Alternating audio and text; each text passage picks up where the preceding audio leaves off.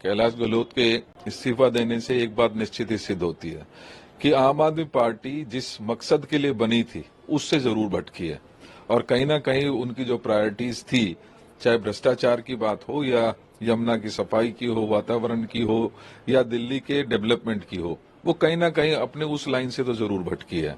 और ये कैलाश जी का इस तरीके का बयान कि यमुना गंदी है, उन्होंने एक्सेप्ट किया, जो बात हम लगातार कहते रहे, जो पहले बद से बदतर हो गई। और इसी प्रकार से जो भ्रष्टाचार का एक शीश महल केजरीवाल ने बनाया था, उसकी भी पुष्टि कैलाश जी ने जरूर कर दी है।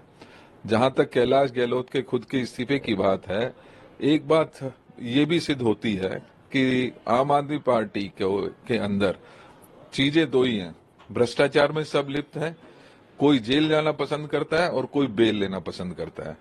कुछ लोग, चाहे उसमें मनीष सिसोदिया हो, केजरीवाल हो या संजय सिंह हो या सत्येंद्र गर्ग हो, उन्होंने जेल जाना पसंद किया। उसी प्रकार से राजकुमार आनंद हो या अब कैलाश गहलोत हो, इन्होंने बेल लेना पसंद किया। और निश्चित ही मैं दावे के साथ कह भी सकता हूं कि आने वाले समय में ये निश्चित ही उसी शरण स्थली में जाएंगे जहां पर जाकर सब जो साफ सफाई की एक मशीन है, उजले कपड़े हो जाते हैं जहां पर, तो निश्चित ही मुझे पूरा अंदेशा है कि वो वहां पर जरूर अपनी शरणस्थली में पहुंचेंगे। अब बड़ा आरोप लगा रहे हैं आप दोनों ही पार्टियों, दूसरी बीजेपी को भी क्या आप कटघरे में खड़ा कर रहे हैं?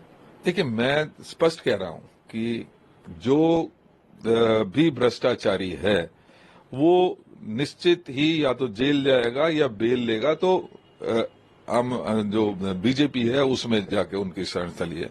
राजकुमार आनंद जी को, सॉरी, हमारे राजेंद्र पाल गौतम जी थे, उनको पार्टी ने जब निष्कासित किया तो उनके पास दो जगह जाने की थी। अगर वो भ्रष्टाचारी होते तो निश्चित ही बीजेपी में जाते, लेकिन उन्होंने चुना कांग्रेस पार्टी, क्योंकि कांग्रेस में भ्रष्टाचारियों के लिए कोई जगह नहीं है, उनको छिपाने की कोई जरूरत नहीं है किसी चीज की। लिहाजा राजेंद्र पाल गौतम ने कांग्रेस चुनी और जिनके खिलाफ भ्रष्टाचार थे, जिनको भ्रष्टाचार से डर लगता है, वो निश्चित ही अपनी शरणस्थली में जा रहे हैं।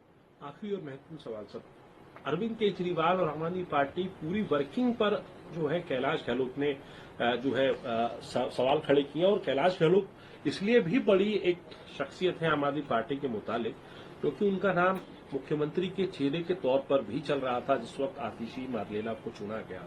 तो उसके आरोपों को कितनी गंभीरता से लेना चाहिए और दिल्ली की राजनीति पर इसका क्या असर देख रहे हैं आप? देखिए, दिल्ली की राजनीति में आम आदमी पार्टी और भारतीय जनता पार्टी, जिनसे लोगों का विश्वास उठ चुका है, लिहाजा वो एक कोशिश में है कि किस तरीके से दूसरे व्यक्ति को अपनी पार्टी में लेने की होड़ लगी है। कोई दबाव किसी प्रकार का बनाता है, कोई किसी को लालच देता है, और उसी के तहत ये अदला बदली लगातार चल रही है।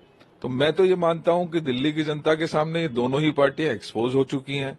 लिहाजा आज कहीं ना कहीं जो, आपको मालूम है, दिल्ली न्याय यात्रा पिछले 8 दिन से लगातार सड़कों पर है, और जो रिस्पांस दिख रहा है वो कहीं ना कहीं उसी का नतीजा है कि दिल्ली की जनता ने तय कर लिया है कि बीजेपी जो बात करती थी जो बात करती थी महंगाई और बेरोजगारी को मिटाने की, आज कहीं ना कहीं देश को बांटने में लगी है। और वहीं एक ऐसी पार्टी जो कहती थी भ्रष्टाचार मिटाएंगे, लोकपाल बिल लाएंगे, वो कहीं शीश महल बना रही है, कहीं उनके मंत्री जेल जा रहे हैं, मुख्यमंत्री जेल जा रहे हैं।